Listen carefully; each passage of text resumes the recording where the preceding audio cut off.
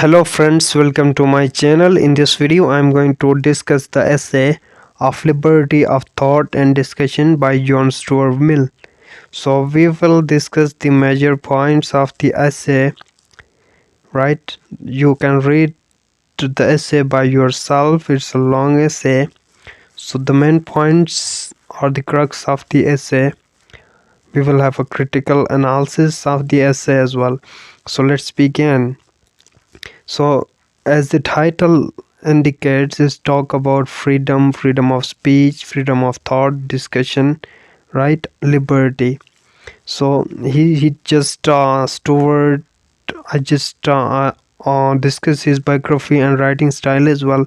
So he just focus on individual, right? The individual has dominion over his own thought, words, and action, and people should be allowed to act freely without their expression being limited by the government or the society. He emphasized on individualism in this essay, right? The freedom of speech of an individual. For example, he said that if all mankind, right, all mankind have one opinion, right, minus one means a person, only one person have of the opinion, then the only one person of the contrary opinion, we should not have the right would not no more justified. We have not right to repress him. So he has got full freedom to express himself, right? Even every living people agrees except one. We have no right to silence that one particular person who disagrees. So he gave his arguments, right? We will discuss his arguments, both of them in detail, right? And so I will discuss his argument. He gave his argument on the basis of 2 points. We will see on two basis of two. We will discuss that as well. So freedom of he just talk about freedom of opinion and expression or speech, that if there is a powerful majority or society, then they just repress individual. Or on the other hand, if individual has authority or power, kingdom or monarchy, then it should repress the society or majority. So once it has been discussed, and suppressing an idea, for him suppressing an idea is equal to suppressing the truth. For example, if you suppress a person's idea, then it means you suppress the truth. For example, in suppressing the idea, a society take the risk that it is suppressing the truth. And he gave examples of Socrates and Jesus as well, that they have different opinion of the society from the society. So society tried to repress them, right? Suppress their ideas because they are truthful. Socrates and Jesus, their idea, their ideology are based on truth, and the society is unable to understand them. That's why they try to suppress the truth, their ideas. And Jesus was hanged, and Socrates, he was forced to just take poison and die. So liberty of thought, and the liberty of thought, you should be opinionate, right? Your own opinion, prefer your own opinion, share your own opinion, share your thoughts freely. Don't let your opinion become that dogma. And liberty of action should be in do whatever you want to do on, and know yourself and follow your guts, right? So a page flips, right? Wait for a while. And then he talks about conformity. Conformity is following the society, orthodox, become orthodox and following the conventions, or it is the ideology of conforming to one standard of social unity, conformity, which is equal to stability. And society generally prefer conformity over individuality. But John Stuart Mill, he was in the favor of individual. And further, he just talk about it is the man's nature to be free and express individuality. Man possess faculties that allow him to make choices, and to deprive man of such choices is harmful for his development. And it exercises negative liberty on the right of individual and suppress the opinions and freedom of speech of that individual. And what are the suggestions that Mills give for peace? So he just gave those opinions, those suggestions that public should not have the power of coercion over the elected governed body. And second suggestion was the government is much more dangerous when it depends on unreliable public opinions. Public opinion is based on majority by silencing the opinion of minority. And silencing or suppressing the opinion is uh, missing the truth, right? Suppressing the truth. And minority opinion has equal importance, and majority opinion uh, could be wrong because it has no absolute certainty or no true authority. And past opinions have been rejected by the present society, and in future the present values or present ideas will be rejected in future by future generation. The trends change, generation change, ideas change, ideologies change. So individual cannot impose their opinions on others until they are certain of their truth, and God decision can be made only after discussion and experience. And fair men keep their minds open to all ideas, and for devil's advocate. And belief in God should not be the test for someone's trustworthiness. And so these are the suggestions that he gave, right? And we will discuss his argument, right? Liberty of thought and discussion. So he just gave his argument against this censorship. What is censorship? Censorship is the suppression or the prohibition of any part of book, film, or anything that are considered obscene or politically unacceptable, right? So that's why it should be suppressed or prohibited. That is censorship. So he talks against that on the basis of two levels. He built his argument on the basis of two things. The first one is fallible and second one is corrigible. What is fallible? Fallible, the word fallibles mean making error, failure. So humans are fallible, we make mistakes, we are prone to error, capable of getting things wrong. So in past, he said that in past people are convinced, they believe that the pharaohs, they were the gods. And with passage of time their ideas change. And today we know pharaohs are not gods, and the future generation reject those opinions, those beliefs, and they are fallible. They were wrong, and they were replaced or just corrected by future generation. And second one is corrigible.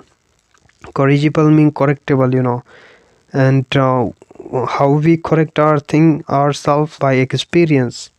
Experience and discussion can improve our opinions by making them public, so that others may show us our errors as well, so that in this way we improve, correct ourselves. And he talks about freedom of expression, that he, as I already told you, he just talk against the censorship. So for him, the censorship prevent us from correcting errors. And if a forbidden opinion is true, we lose the opportunity to learn of its truth if it is prohibited, right? And further he talks about free discussion. Free discussion is our best way of correcting ourselves, correcting our errors. We discuss with others our opinion, right? Seek feedback and make improvements. freedom of expression is a good thing, provide it does not extend to criticism of fundamental. And further he just talk about that truth becomes stale, dry out, or just in vain, or fades away. Why? In what case the truth becomes stale? For lack of opposition. If a truth has no opposition or no hurdle in its way, then it becomes stale, boring, dry out, right? So defenders of he just talks about some religious orthodoxies, and defenders of orthodoxies, they should welcome opposition to keep their own creeds fresh and active.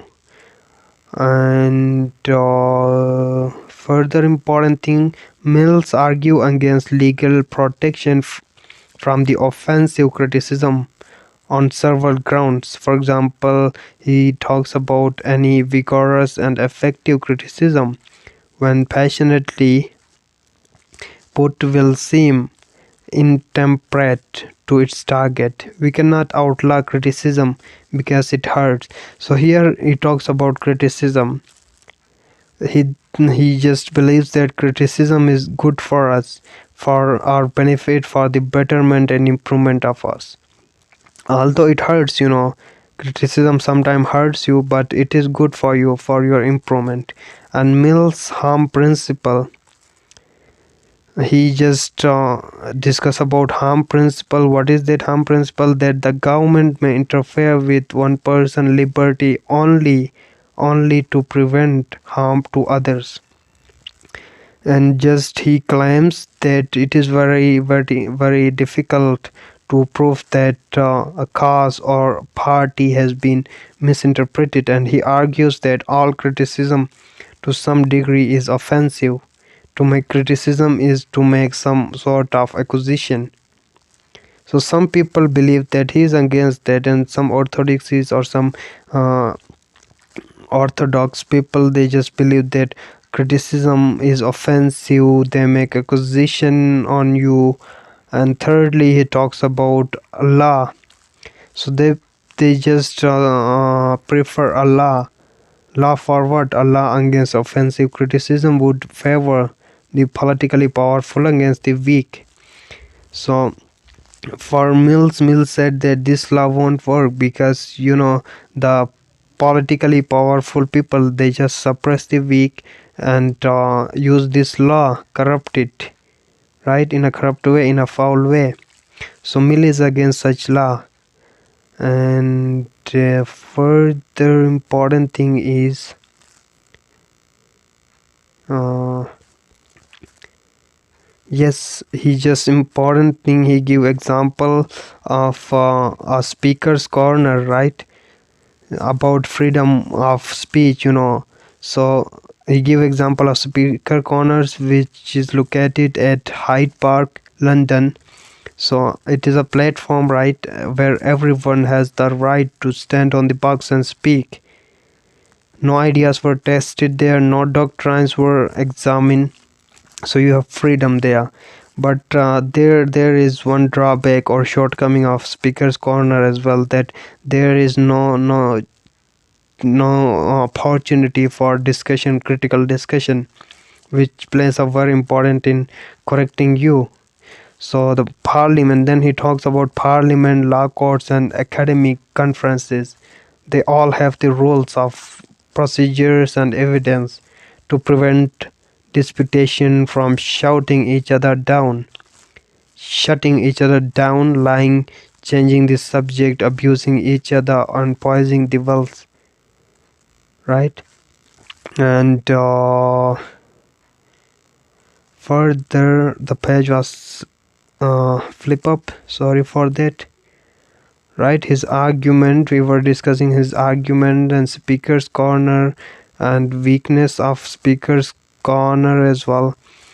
And Mill's argument for the liberty of discussion. So he concludes to his argument is not merely that we should have right to express ourselves. The existence of speaker's corner, it guarantees the right. Rather, we should be able to express our conviction in a forum where will be taken seriously and critically fairly. And Mills thought that the law should not accept to regulate debate because such regulation would allow the powerful to silence the weak. But without such regulation, the liberty of discussion cannot be guaranteed. And Mills just favor variety in all the things for two reasons: variety and diversity. He prefer variety and diversity for two reasons. The reason one is that the greater the variety of experience and opinions can be brought to hear a question, the more likely we are to find the correct answer. Obviously, if we have variety of opinions, different opinions, then obviously we will come to a right conclusion. And second important thing is Mill's value individuality, right? For its own sake. And he culture encourages the diversity in lifestyle. And he just unite these two examples in this phrase: experiment in living. So Mill's argument suggests that we have the right to express our opinions in a well-regulated forum, right? So that's all about. You can also relate it with your current uh, country's laws as well. How freedom uh, of speech is there, right? For example, we don't have that freedom of speech or expression. For example, there is a law, criminal law amendment bill 2020 was passed. According to that rule, you cannot talk against about army institution. You cannot disrespect them. So you will be punished. If you do so, you will be punished for 2 years imprisonment and fine of 5 lakh. So there is no freedom of expression and speech in our country as well. So that's all about of liberty. Thank you for watching.